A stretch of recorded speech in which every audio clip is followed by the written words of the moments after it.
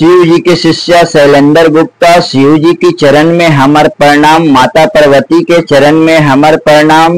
नीलम दीदी हरेंद्र भैया के चरण में हमार प्रणाम। हमार शिव चर्चा कथा के जितना लोग सुने वाला बानी लो वहां लोग के चरण में हमार प्रणाम। गुरु बहिना, माता बहिना,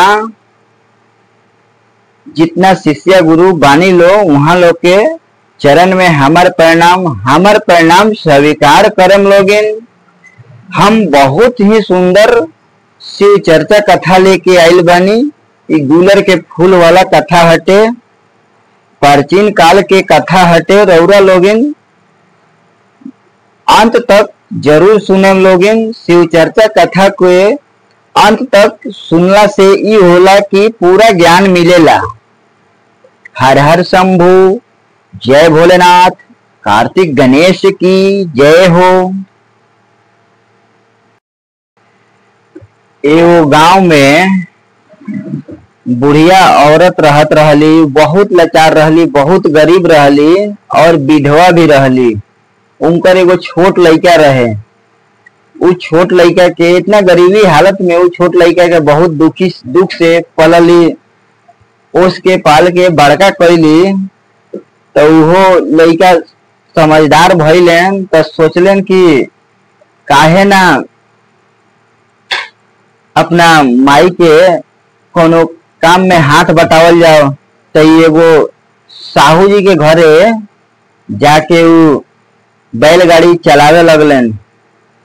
तो बैलगाड़ी चलावस तो कुछ पैसा मिलो, तो वो पैसा से इनकर घर के खर्चा चलो। इतना गरीबी हालत में ही रहे लो कि पति पटीदार भी, भाई लोग भी अपना में लगाओ लो ना। गांव के लोग भी अपमान करो ये लोग के, काहे कि गरीब रहे लोग। गरीब के हर कोई अपमान करेला, अपने में लगाओ लो ना। तो ऐसे ही कुछ दिन बीतल। इनकर जन बुढ़िया माई रहली, इनकर नैहर के लोग भी मान पूछ पाछ ना करो लो, काहे कि गरीब रहली। घर के लोग भी कुछ ना पूछ पाछ करो। इनकरा नैहर के लोग केहू शादी ब्याह में इनकरा के पूछबे ना करो। तो कितना दिन हो गई रहे नैहर जइबे ना करस, काहे कि बोलने के केहू संगाती होला, बिगड़ला के केहू संगाती ना होला।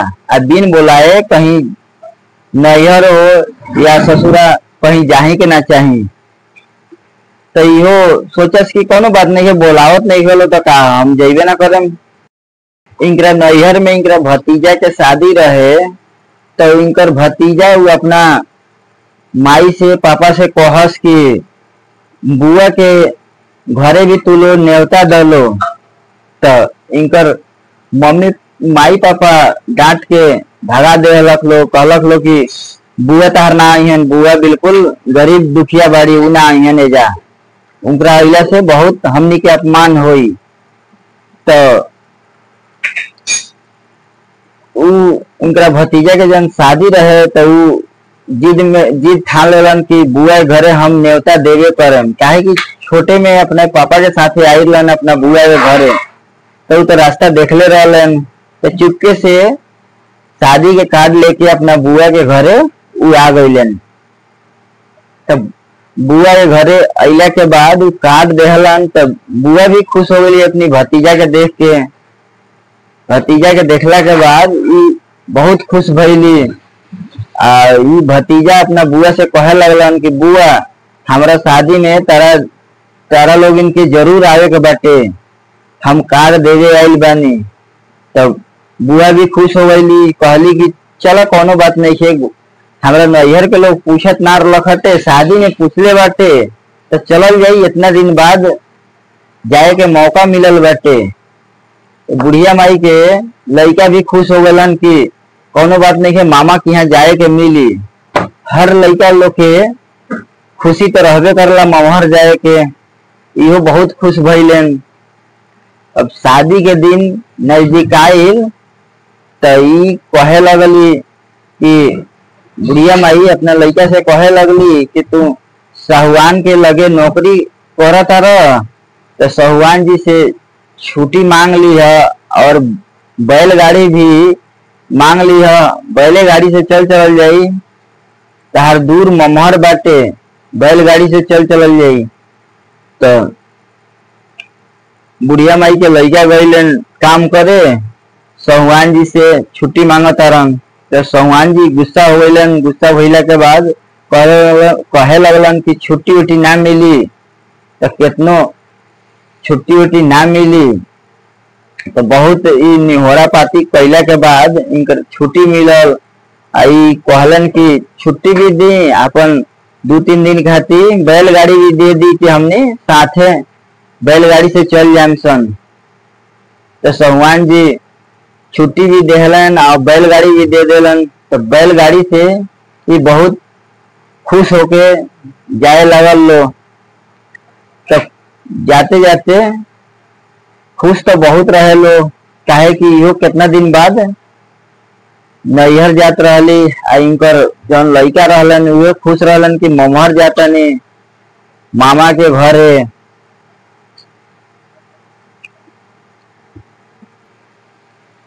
तो बैलगाड़ी से जाता लो, बहुत खुश रहे लो। तो जैसे ही नैहर जाता रही, नैहर गईली तो इनकरा के देखते ही इनकर भौजाई और भाई बहुत आग बबूला हो गई लो, बहुत टेंशन में हो गई लो। कहे लागल लो, मने मने सोचे लागल लो कि एकरा घरे तो न्योता दिया ही ना रख, कैसे आ गई। इनकर भौजाई भी बहुत टेंशन में हो गईली। इनकरा से कहे लगली कि तू का करे अइली हटे, तेरा के बोलैलक हटे। तो ई सोच में पड़ गईली, कहली कि बोलैलक ह केहू ना, शादी के कार्ड ई लड़का देवे गईल बटे हमार भतीजा। हो ना हो ये अपना माई पापा से, मम्मी पापा से बेगर पूछे वो कार्ड देवे गईल बा हमार भतीजा। ये सोच ले हली बात के। तो फिर चुपचाप केहू से बोलस ना, ना ही अपना ननद से बोलस इनकर भौजाई, ना भगिना से बोलस, केहू ना बोलो। तो इनकर भतीजा जौन कार्ड देवे गई रहे ये लोग के घरे, ई कहलक कि बुआ तू टेंशन मत ल, तू हमरा शादी में आइल बाड़ू। अपना भाई के भी ले गई, घर में बैठेलक, नाश्ता पानी करैलक। कहे लगल कि बुआ तू हमरा शादी में आइल बाड़ू, तू हमरा शादी में आके बहुत अच्छा कैलू, तू टेंशन मत ल। हमार मम्मी पापा नहीं बोलत लो तो कहा, लेकिन तू हमरा शादी में शामिल हो भइल बाड़ू, हमार शादी देख। तो यो कहली ठीक बटे, शादी बाटे काल, शादी उदी बिता के चल जाई। तो शादी बीतल, ओकरा बाद ही जाए के तैयारी बनैली। तो इनकर भतीजा मना करे लगलन, कहलन कि ना बुआ तू मत जा रह। तो ई कहली कि देखा बाबू तू कहला हुआ कि शादी में रुकेगा, तो शादी में रुका नहीं, शादी बीत गई, अब तू हमनी के जाए द। तो इहो इनकर मम्मी पापा बहुत ये अपना ननद के बोले लगली, इनकर भौजाई बहुत ननद के बोले लगली कि तू का करत रुई जा, तरह के बोलैले बाके। तो वही रात तो होते रहे, वही रात में बैलगाड़ी पे बैठल लो, अपना घर खातिर चल रहे लो। तो गुरु बहिना लोगिन देखी लोगिन रास्ता में जात गई लो। तो बहुत भारी जंगल एगो पड़ल, जंगल से गुजर के वो अपना गांव में जाइत लो। तो जैसे जंगल में जात गई लो, तो आगे से देखता लो कि हमार बैल गाड़ी जाते नहीं थे, बैलगाड़ी वही जा रुक गई। कुछ दूर आगे बहुत रोशनी रहे।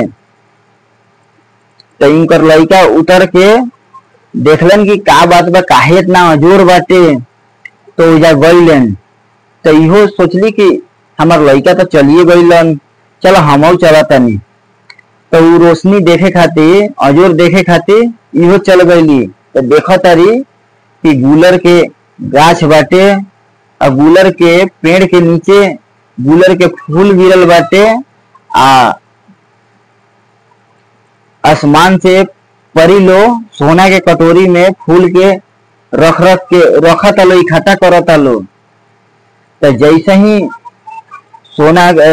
ही आसमान से परी लो के सोना के कटोरी में फूल उठावत लो, तो इधर देख ले लख लो। तो आभास हो गई सोना परी लो के कि इंसान लोग इस जंगल में आइल बाटे, वो हमनी के देख लेलक। तो बहुत क्रोधित भइल लो। क्रोधित भइला के बाद बहुत गुस्सा भइल लो। अब परी लो आ कहे लागल लो कि तू लोग के हुआ लोगिन, ए जंगल में का करो तारा लोगिन। तो ई दोनों माई बेटा हाथ जोड़ के खड़ा रहे लो, आ कहे लागल लो कि हमने गरीब दुखिया हई सन, आ नैहर से हम आवत रहनी हटे, ऐसन ऐसन बात हो गई हटे, हमरा नैहर के केहू हमरा के पूछबे ना कैलक हटे। तो यही रात में हमने अपना घरे चल देनी है सन।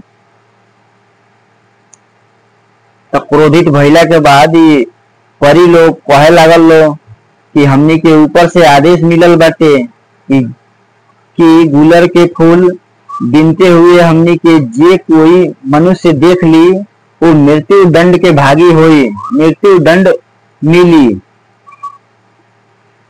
तो ये लोग टेंशन में पड़ गई लो, बहुत रोए लागल लो, गिलगिलाए लागल लो। इतना ये दुख अपना इतना दुख ही परी लो के सुनैलक लो। तो केहू के थोड़ा दुख सुनला के बाद आत्मा पिघलिए जाला। तो वो लोग के आत्मा पिघल गई। तो परियों के रानी रहली। तब परियों के रानी रहली, मुकुट वगैरह पहनले रहली। तो समझ गई कि हम परी के रानी के पास जाकर के हम अपन गलती के क्षमा मांगतानी, अपन जितना दुख बा उनकरा से दुखरा सुनाएम। जाके उनकर गोड़ पकड़ लेली, कहे लगली कि हमरा के रौरा माफ करी, हमरो ऊपर कुछ रौरा लोगन कृपा करी कि हमार कुछ जिंदगी संवर जाई, सौरो जिंदगी हमनी के। तो परियों के रानी के माया लागल, कहे लगली कि ठीक बाटे, हम एगो इस सोना के कटोरी में से गुलर के फूल तारा के दे तानी, तू एकरा के केहू के देखइया मत, ले जाके अपन बक्सा में रख दी है। तो गुलर के फूल लेहली, वजह से ये चल देली, घरे जाके एगो सुंदर बक्सा में रख देली। जैसे फूल के बक्सा में रखली, तो इनकर बहुत ओह दिन से जिंदगी में परिवर्तन होखे लागल, अनु से धनो हो गई, बहुत सुखी से रहे लगली। तो ऐसे ही अब महल भी बन गई बहुत अच्छा। तो ऐसे ही कुछ दिन बाद वो गरीब लाचार औरत के मृत्यु हो गई। मृत्यु भइला के बाद इनकर लड़का दाह संस्कार कैलन, दाह संस्कार कैला के बाद लड़का के कुछ दिन बाद शादी भी हो गई। शादी भइल तो अच्छा जिंदगी जिए लगल लो। तो कुछ दिन बाद ही लड़का के बहुत भयंकर बीमारी लग गई। बीमारी लगला के बाद बिल्कुल शरीर सुखत गई। इनकर पत्नी भी बहुत टेंशन में पड़ गई। टेंशन में पड़ला के बाद एगो छोटा इनकर लड़का भी रहे, बुढ़िया माई के नाती। अब टेंशन में पड़ ली तो ई कहे लगलन कि देखा टेंशन मत करा, एगो हमनी के गरीब रानी है सब पहले से ही, तो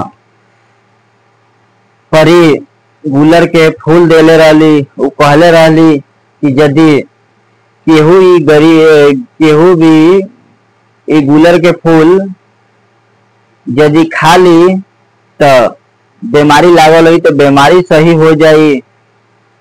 तो ई कहली कि ठीक बाटे, कोनो बात नहीं खे, रौरा गुलर के फूल खा ली, उसे का हो जाई। तो जैसे ई कहलन कि ठीक बाटे, एगो काम कइल जाओ, तुहो खा ला आधा आधा, हमनी खा लेता से फूल में से। तो जैसे ही फूल के उठा के खाए ला बालो, तो इनकर छोट जौन लड़का रहे वो हाथ पकड़ लेला, कहला कि ना फूल तारा लोग के खाए के नहीं खे, तो का है। तो दादी हमरा के बताए गई बड़ी कि ई गुलर के फूल पहले ही काम कर गई बटे, धन दौलत दे गई बटे। जैसे केहू ई फूल के खाई तो फिर गरीब कंगाल हो जाई, तू लो मत खा लोगे, फिर गरीबी हालत में हमनी जिए लागम सन। तो ई कहे लगली कि तो बात सही बा, बहुत हमनी भाग से गुलर के फूल मिलल बाटे, गुलर के फूल मिलला से हमनी इतना धनवान बानी सन, अनो से धनो बाटे, ना खाई जाई, दवाई वाई करवाओ जाई तो शरीर तो सही हो जाई। तो ई लो खैलक लो ना। ऐसे ही कई पुस्तक धनवान रहे लो ई गरीब गुलर के फूल के वजह से। बुढ़िया माई के समय से ही इनकरा घर में शिव जी की भक्ति बहुत होखे, शिव जी के कृपा के वजह से ही वो गुलर के फूल मिल रहे। कैसे शिव जी के कृपा से वो गुलर के फूल मिलल बुढ़िया माई के, वैसे भक्ति भाव कैला से हमनियों के वो गुलर के फूल मिल सकता। गुलर के फूल के मतलब कि कोनो प्रकार के कृपा होता तो समझल जाओ कि गुलर के फूले मिलल बा शिव जी के कृपा से। शिव जी के भक्ति कैला से बहुत